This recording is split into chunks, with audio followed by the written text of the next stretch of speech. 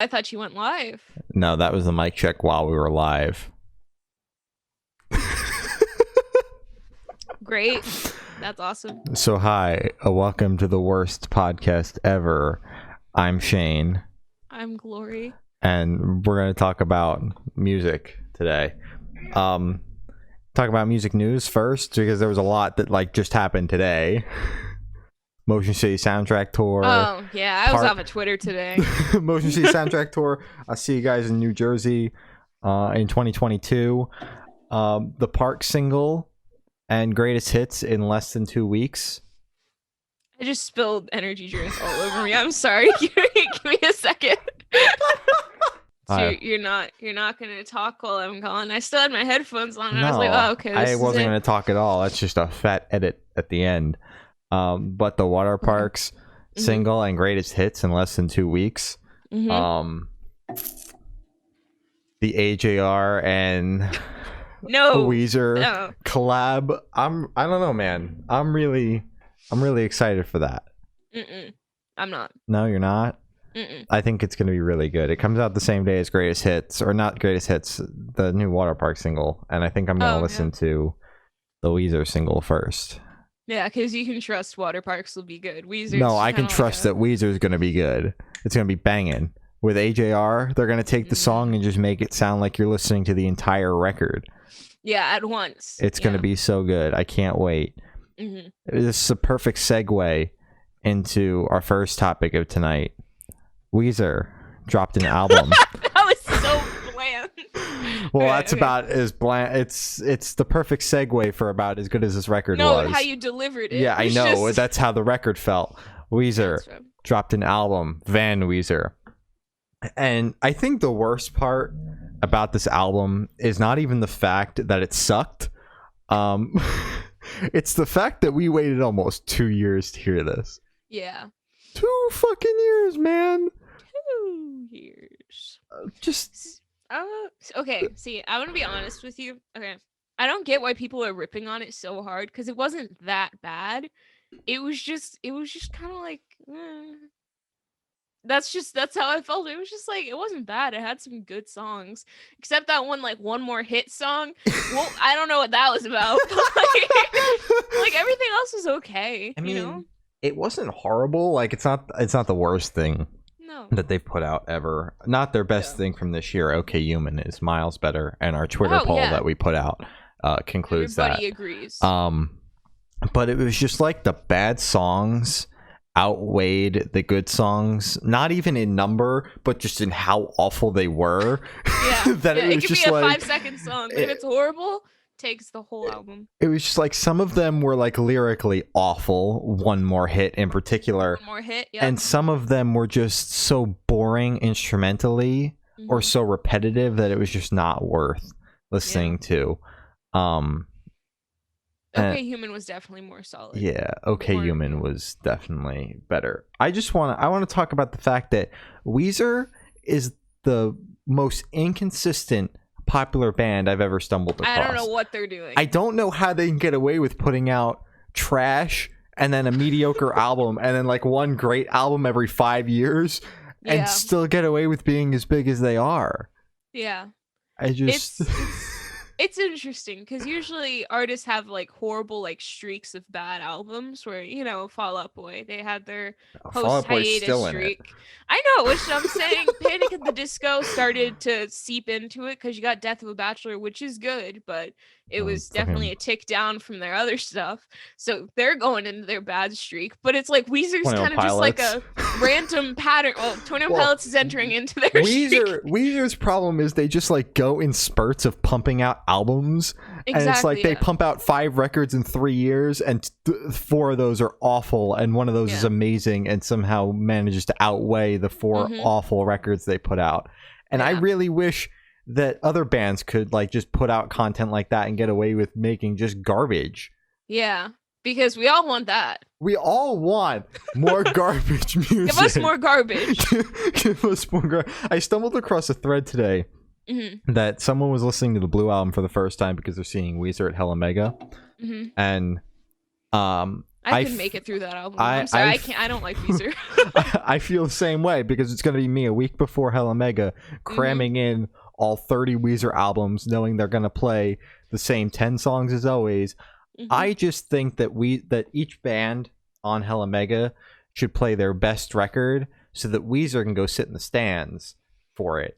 No, they can play the Teal album. That's all covers. No wonder it's good. Yeah, I know. They can just play the Africa cover on exactly. loop. And Take On Me. Yes, that cover was good too. That cover is so good. I just think that Weezer should play their best record on Hella Mega, and they can go sit up in the nosebleeds. Wow, they don't even get like.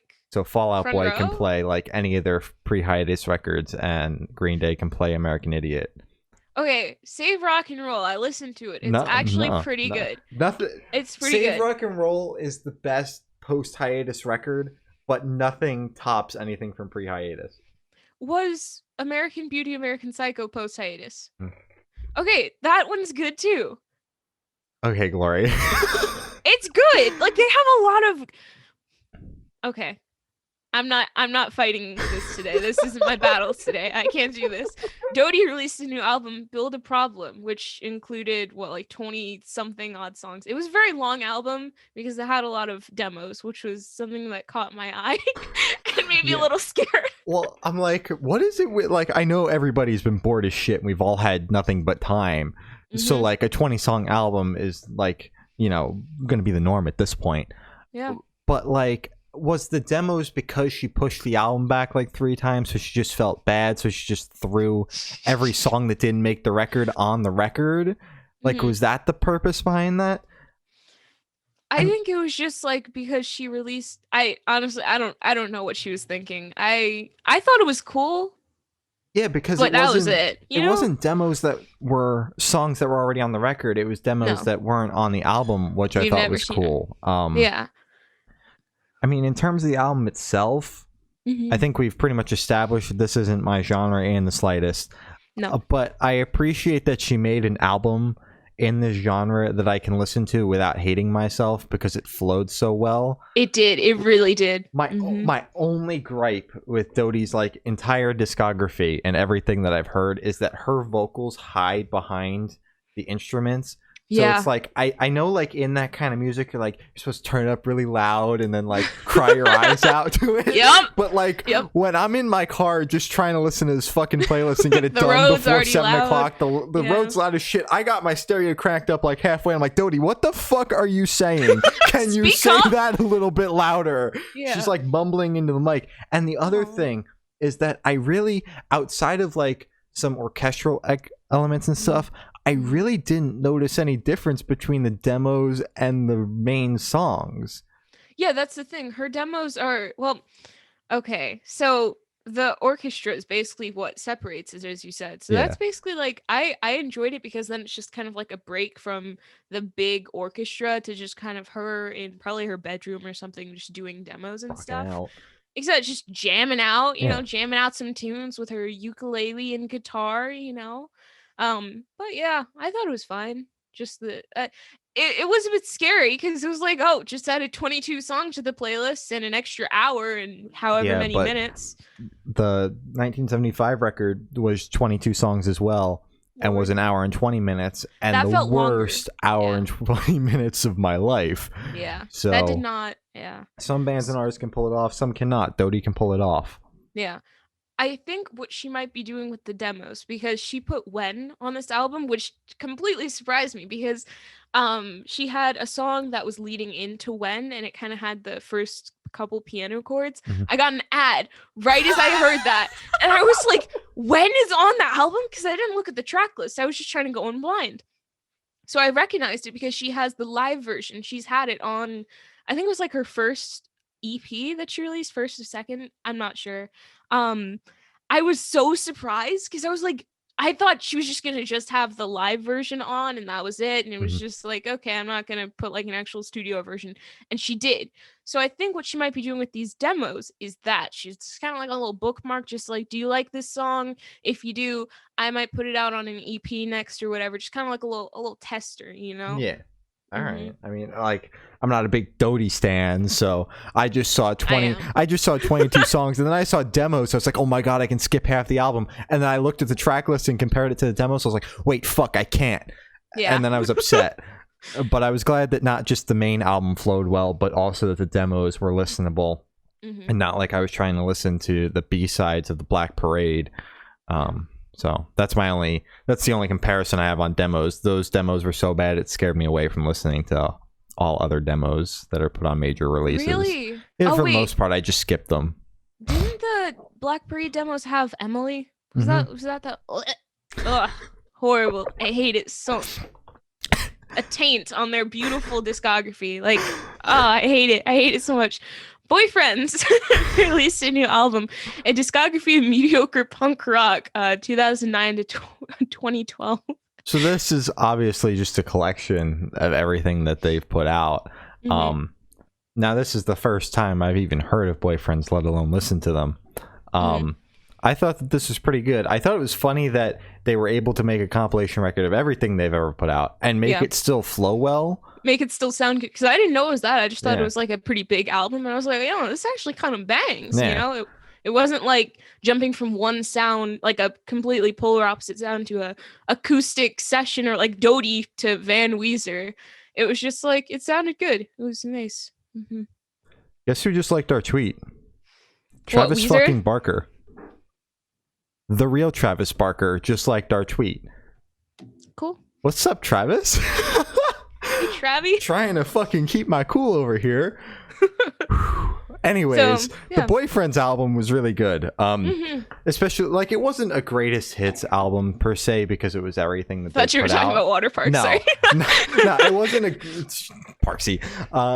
That wasn't a greatest hits album per se, but I'm glad that it flowed as well as it did. It did. Made it easier to listen to. 100%. So Set in Emotion dropped an EP. Something exciting. You want to hear something exciting? This EP fucking bangs. Banger. Like, they've just we've told them every single time we've interviewed them with this whole like EP cycle, that they're just getting progressively better and better and better. 100%. And I'm really excited to see where this leads them, because I know they're pushing this release really hard. So I hope it does good things from there. And then I hope that their next release tops this one and they just continue to top themselves. Yeah.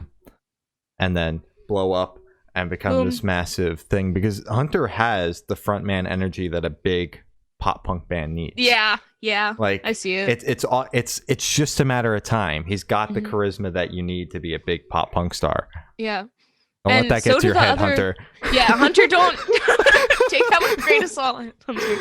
And also all the other band members, they have a very good energy together. It's not just like Hunter's the main person and then everybody else just kind of falls behind. Yeah.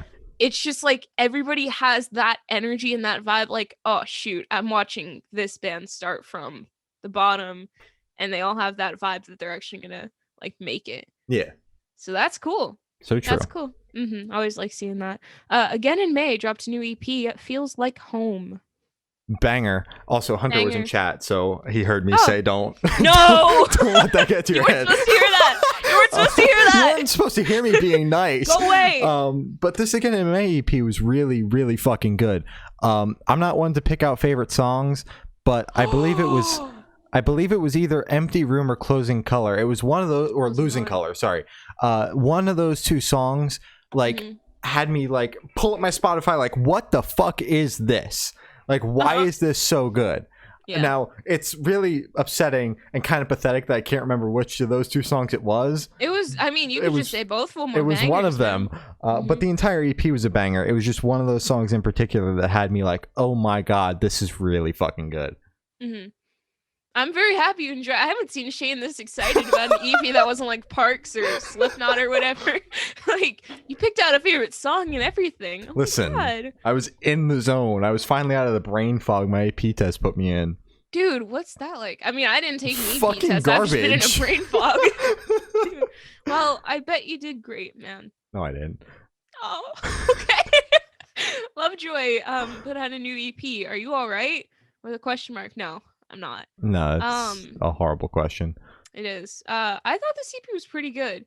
I I didn't know that oh my god, I almost called him Wilton. Wilbur. Wilbur had a band until Sam was like, haha, you should add the EP to the playlist. And I was like, cool. And I saw it was Wilbur and I was like, yo, what the heck? I thought he just had a silly little project, but he actually has a full band and they have like a lot of followers. And I'm like, oh, well, they have a lot of followers because Wilbur used one of his inactive accounts. Mm-hmm. So they immediately kick it off with like 600K. That's smart. It's smart. That's like if you got a following like that, that's a smart business move. Yeah. But quite frankly, I didn't think the EP was awful. Now, obviously, like the band is on the map or whatever because Wilbur's in the band. But all in all, the EP wasn't horrible because I haven't personally liked the songs from Wilbur personally that we've listened to. Oh my god, what is wrong with you? They're a little too like ooh soft boy for me, you know.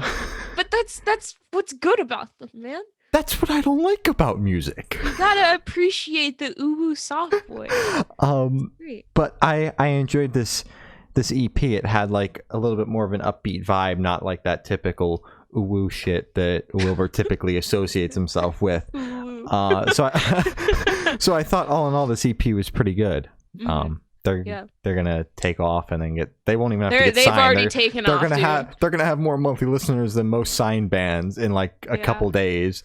So I'm pretty sure they already do. Well, Spotify kicks it off with 0 monthly listeners and it takes a second to kick in. Mm-hmm. So it's gonna be a couple days before they show up. But yeah.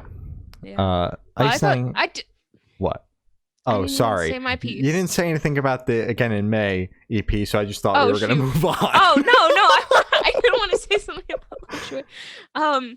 No, I thought this EP was good. I really enjoyed it. I thought it flowed well. And I actually... Oh, God, I said this last week and I didn't actually do it. I'm going to try and make an attempt. I don't even remember what release you said that about. Last week was just a blur, man. I'm trying to forget that happened. There were like we had 3 pages of stuff to talk about last week. So stuff and things just happen.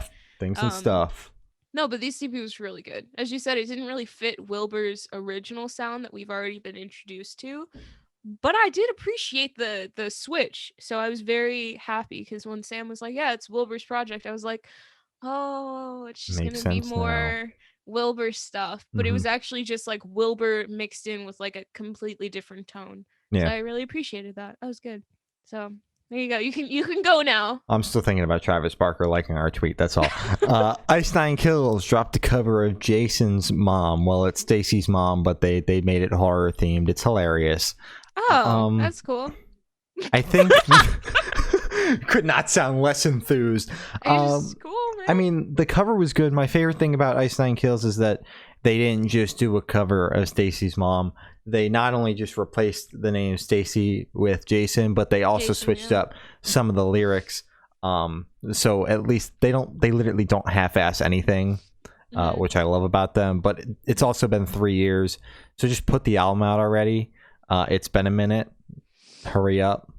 I know you're not half-assing these covers, but let's get a move on over here. Yeah. I've never heard the song. By Pepper.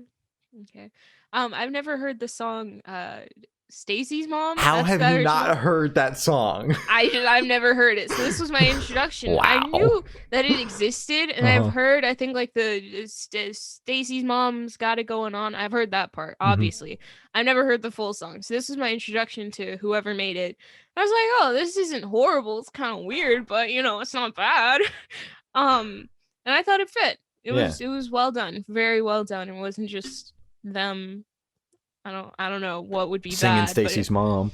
Exactly, yeah. And then being like, okay, boom, content done. Set it off, put out an acoustic cover.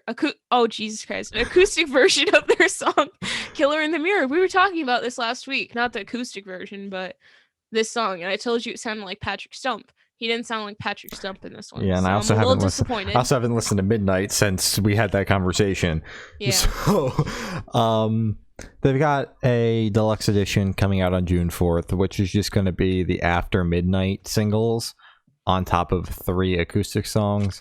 So we've already heard over half of the bonus tracks on the deluxe edition. Yep. I hate when bands do that. But, I mean, the acoustic version was okay. It was cool to hear one of the better songs off of Midnight stripped down. I think that Midnight as a whole is a great record, but this is one of the better songs off Midnight.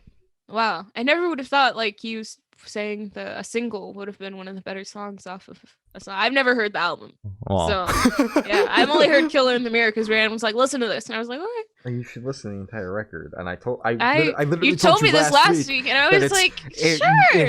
It has co-writes or he produced it. One of those things. Jaden Seeley worked on the record. Go listen to it. Oh yeah, shoot. I can't remember if it was co-writes or produced it. It was one of those. I think it was both actually. I don't know. He did something, so that was cool. Rise Against dropped a single. The Numbers. I thought this was good. Yeah, I mean, it wasn't bad. Good. Wow. I thought it was good. I really enjoyed it. The only problem I had with it was because I had to go listen to it like 2 or 3 times to even attempt to remember what the song was. Ow.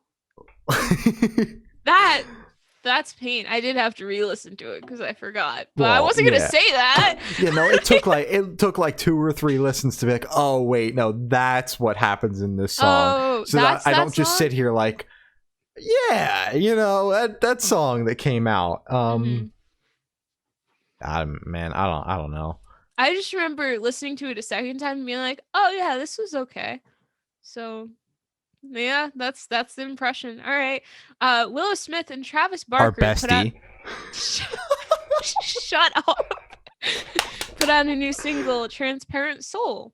I thought this was really good. Willow's just now getting into pop punk. I think that's what this genre is. I'm not sure. I don't know genres anymore. Yeah. Once you put Travis Barker on a song, it's immediately pop punk. Yeah, you got a point. You go say your piece. And all I did was say just rant. Literally, all I had to say was No. Go. All I'm going to say is the song was good, and I think that Willow Smith is going to crush the pop punk scene as well. So. Yeah. I completely agree. I just want to rant because I saw people on my timeline. I think it was the day that this came out, which was like 2 weeks ago. We forgot about it. It was like a 8-hour-long playlist we had to listen to, and I was like, I'm not going to add anything because it was like these releases kept on popping up in my head, and I'm like, no, pump the brakes on that shit. Exactly. Yeah, we're just going to spread them out for the next couple weeks and just be like, we forgot to add this. Anyways, I saw people say that Willow Smith was an industry plant. How are you an industry plant if you're the daughter of like one of the most famous actors? Like, isn't industry plant somebody that's like, ooh, we're gonna try and sneak a person we already like into the music industry and build them up and hook them up with everybody so then they're guaranteed to become big? When it's like Willow Smith already has put out multiple albums. Just because she's just now coming into the pop punk scene doesn't mean that she go talk about Tramp Stamps. Yeah, leave Willow alone. The problem with the whole Tramp Stamps thing was the fact that they got called out for being industry plants, so now everyone's using that as a funny buzzword for any artist that they don't think fits within what a certain genre is, or they don't like, or they have label backing, or this, that, and the other thing. And yes, Willow's got label backing and management and press, and she's got everything, and she's just starting out like in the pop punk scene, but it's not like she just started making music. This is the first song she's putting out, and she's signed to Warner Brothers and has a marketing deal already and 6 managers behind her, and like it's just she already had that before she put the song out, so she is not an industry plant. And that's the only problem with the Tramp Stamps getting called out, is everyone's like, nah, this person's an industry plant, and anybody that's signed by a big label right off the bat is an industry plant because I said so. Or if I think that your music sucks, you're an industry plant. Even if you're fucking DIY, bro, you're a DIY plant. DIY industry plant. Except we're actually an industry plant. So true. So that's my rant about the whole industry plant shit. I think it's stupid because even if she was an industry plant, she's still like already famous. So doesn't that already kind of defeat the purpose? There's plenty of other people to go shit on for being an industry plant. She's not one of them. Exactly. So everybody shut up. Yeah. Thank you. So Calling All Captains, the single Tailspin. I struggled to get the word dropped out. This song fucking banged. I really like this. Yeah. I thought it was Calling All Astronauts when you added it, and I was like, I didn't know they released a new song, but I was very relieved when Never it was Calling again. Not after they blocked me on main for me calling them out. Yeah. Oh, dude, they haven't blocked me yet, and I was the one who released, like, not released. I just took a video of how many times they've mentioned like Taylor Swift, and it was like a lot, and it was all just them dunking on her for literally no reason. I was just like, maybe stop being misogynistic. Yeah. Cringe. Yeah, never again. But I've seen them calling all captains all over the timeline. I almost said astronauts. God damn it, Glory. Yeah, that was me when I read it. I was like, I've seen them being talked a lot about because they've got like this big LP1 coming out, and it's been a while since the EP. So like they've been on the radar. Equal Vision's been tweeting about them a shit ton, and I'm very glad that we jumped on this single because this shit fucking bangs. It does, and yeah. I can't wait for LP1. So true. Pog. What? Okay. Mercy releasing a single, Never Coming Back. I thought this was good. It was definitely a switch. Was it slower? It was slower. It was like a pop rock song. It wasn't pop rock. Yeah, it wasn't necessarily slow, but it was. We haven't. Oh yeah. What? No, I was just gonna say we haven't had like a pop rock song in a while, where it's just kind of like it's upbeat, but it's not as like fast and in your face as pop punk. So it kind of took me off guard because I was like, this isn't normal, but I did enjoy it. Not like normal, but just like normal for what we usually listen to, because we're in like the pop punk scene, or I don't know where we are. Where are we? We're just on the internet. We just exist. But this band has been on my radar since the lead singer followed us on Twitter when we announced Good Noise Finterfest. We were still on the call at that point. I was like, hey, Glory, guess what? An artist on Rise just followed us.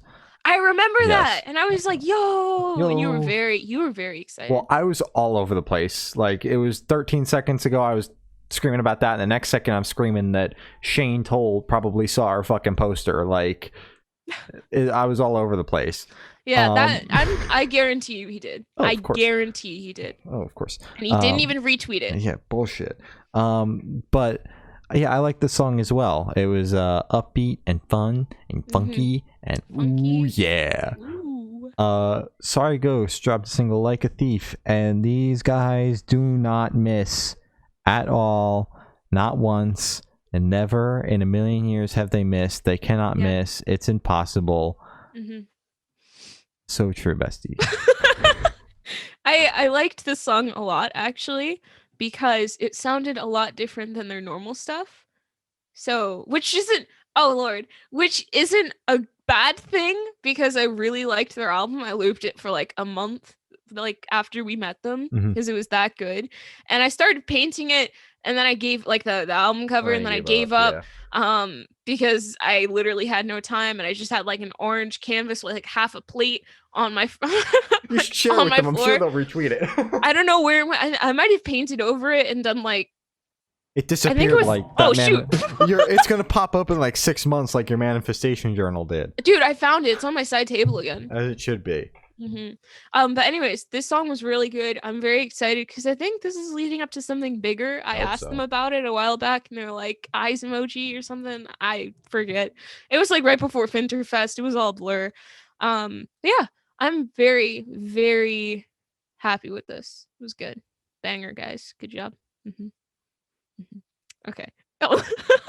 Sorry, I moved my mic, so now everything feels off. Only Child and American Teeth dropped a new single, Slopping? Did I get that wrong? Did I get that wrong? I think I got that wrong. Sloppy, which isn't any better, honestly. I think that Sloppy's worse than Slopping. I think you did them a favor by fucking it up. Dude. Sorry, guys.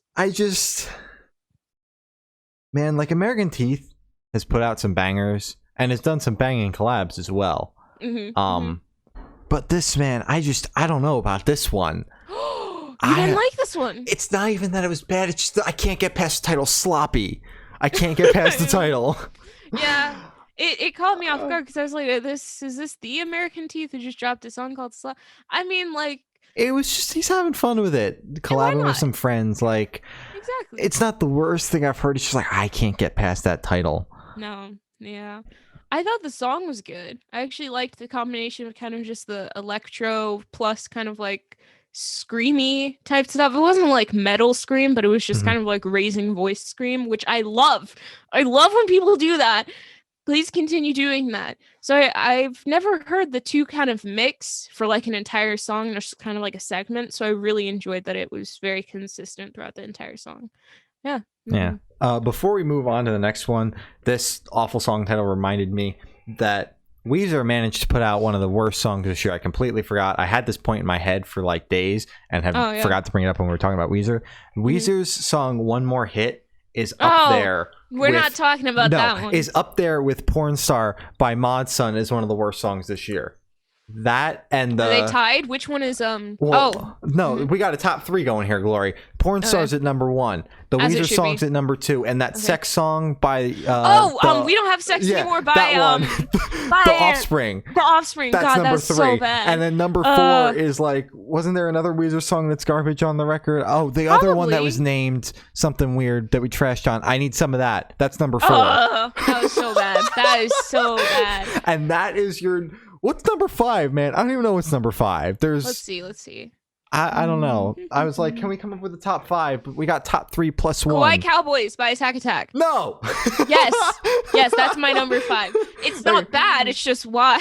that can be your number 5. But Good Noise Podcast top 3 plus 1 worst songs of the year so far is. We'll get 5 sometime. Is Porn Star by Mod Sun, the one Weezer song, that one Offspring song, and the other Weezer song.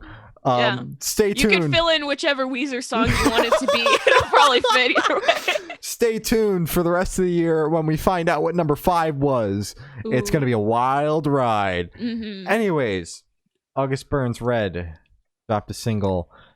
With who? With Misha. Mansour. Why is she going to say their name? Panera bread? Isn't that Pangea? Pangea? I'm pretty sure Panera bread? I tried sounding it out. It didn't work. Yeah, that's Pangea. Okay, that's Panera bread.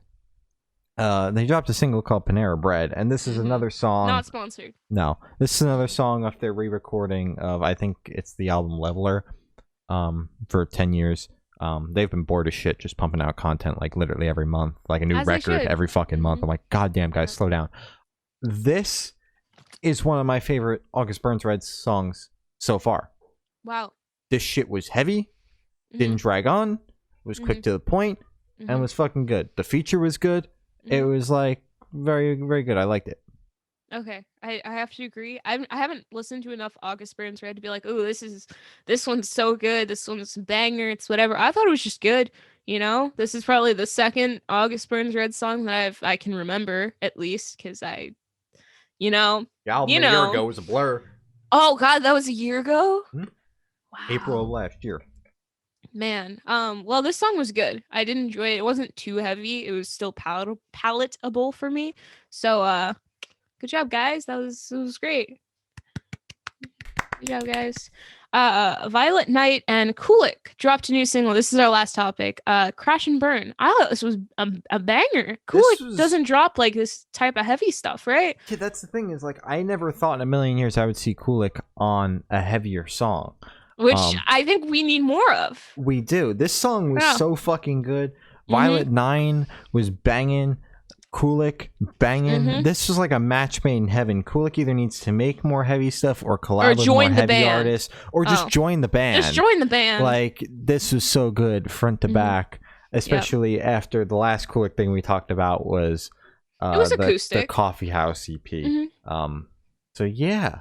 That's all the funny topics we have tonight. You can follow. This was a fast one, bro. We haven't had a fast one like this in a while. Should we talk about more stuff? No, we talked enough about Weezer.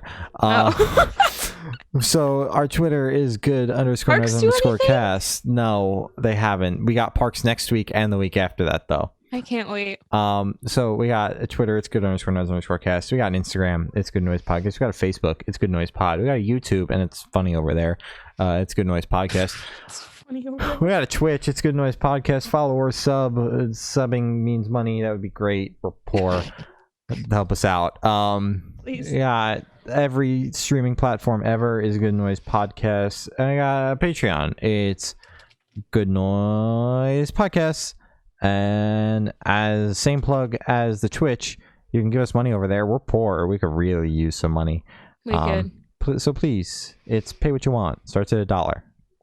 And you got Bandcamp. It's goodnoiserecords.bandcamp.com. And we've got a Phineas and Ferb comp that just came out.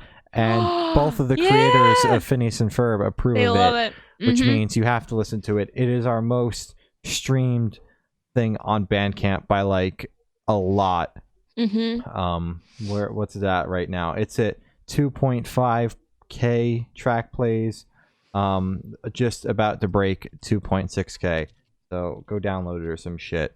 Go stream it. Go support the people who made the stuff because they were all really cool. All we did was just yell at them to turn the shit in on time. Yeah, that's it. Okay, Patreon supporters. My brother, my uncle, Matt from Pulses, Jeremy and Eric. Pog, thanks guys. You're great. We're not as poor because of you. Thank you. And we thank you for that. Oh god. Again, I've been off of Twitter. Well, as you should, quite frankly. Let's plug being off Twitter. Yeah, take a break. Okay. Take a break because every single time, bro, I almost got into a fight with somebody online today. I've only gotten in like 2 fights on like actual fights on Twitter before. Are you counting the trapped one? Yeah, that's one of them. That's 2 of them because it happened twice, didn't it? So I've only gotten in 2 fights on Twitter, and they were both with trapped Chris Taylor. Sorry, not Corey Taylor. Chris Taylor Brown. Shout out. No, just kidding. No, don't shout out. No. We hate you. So yeah, that was great. I almost got in a fight with somebody today because a person on Twitter tweeted out just like, you're not being represented, you're being marketed to. I liked and retweeted it because it was a tweet that was blowing up, and I was like, yo, you're right, actually, that's true. Until I looked in the comments and somebody else had tweeted the same thing 2 months prior. A woman of color, I think that's how, I'm not sure, because my brain said POC woman, but I don't think that's how you say it. But a woman of color tweeted that before, and her tweet blew up as well, and this person tweeted it, and I was like, oh, well, you obviously stole that. So somebody replied to that, and I was just like, yo, wait, you're right, you got a point. Somebody was defending the original tweet owner, was just like, yo, wait, no, they just rephrased it, blah blah blah, stop attacking her under her own tweet. And I was just like, bro, like, leave it alone. Just say that she stole the tweet, and that's it. Anyways, I almost got in a fight on Twitter. People are very mean on Twitter. So over just stealing like, of a tweet. Literally, like, dude, just say that like they stole the tweet. That's it. Yeah. You don't have to dedicate your entire life to defending this one person. Like, it's fine. If you're on Stan Twitter, please take a week off of Twitter, because if you're on Stan Twitter, just take a month off Twitter at least. Just delete the app because it's scary over there, man. Yeah. Take it from me. I've been in like multiple Stan Twitter fandoms. I've been in all of the bad ones. You didn't want to leave there. You just want to like, I'll go on my main Twitter and it's just on fire because the Parksies are bullying each other again. Parksies, I love Parksies, but they scare me. Like they're good. They're good. They're powerful. But yeah, I had a Parksy steal my pin tweet, which was like the COVID. We have COVID because the party rocking bullshit, because we stopped party rocking. Funny as shit. I'm really upset it didn't blow up. I'm gonna retweet that on the Good Noise podcast. I had a Parksy steal that verbatim. That had just followed me. I followed them back. I saw it on my timeline. Sam and I bullied them into taking it down. And then they just went dark. They just disappeared because they stole the real PP judges. Funny. Silly funny. So take a second off of social that's what we're media plugging today, is what we're saying. Yes. Yeah, because it sucks. Yep. As always, Black Lives Matter. Stop Asian hate. Be a good person. Donate to some GoFundMes if you have the money to. And get your vaccine. Wear a mask. I'm fully vaccinated. Let's go. The last time we did the podcast, I wasn't fully vaccinated. I am now. We got an email on Friday that asked how I was doing, and then I responded saying I'm not the one that's fully vaccinated, but I heard Glory's doing okay from what I've heard. I haven't spoken to her very much, but I think she's doing okay. I think so. She hasn't told me she's dead yet, so I'm gonna assume she's doing just fine. Yeah, I had only like one symptom, and that was like slight soreness in my arm. So get vaccinated. Now kids 12 to 15 can get their vaccines too. So go schedule your vaccination dates and whatever. Please, I would like to see all my friends now, because I've seen one of my friends and it was awesome. And it's been over a year since I'd seen her, and I finally saw her, and it was awesome. So I would like to see all my friends now at once. So please get your vaccine. Pepper has something to say. Pepper, what's up? What do you got to say? Never mind. She's going back to sleep. Going back to sleep. I felt that. She just wanted to move to go sleep somewhere else. Probably she had something to say and then decided not to say it. And honestly, she lost energy. She lost motivation. Oh God, felt that. Anyways, I have been Shane. I have been Glory. And we have been the Good Noise PP Cast.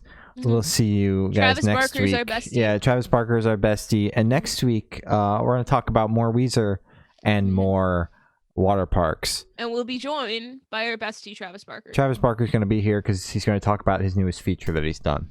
All right. Good night, everybody. Bye.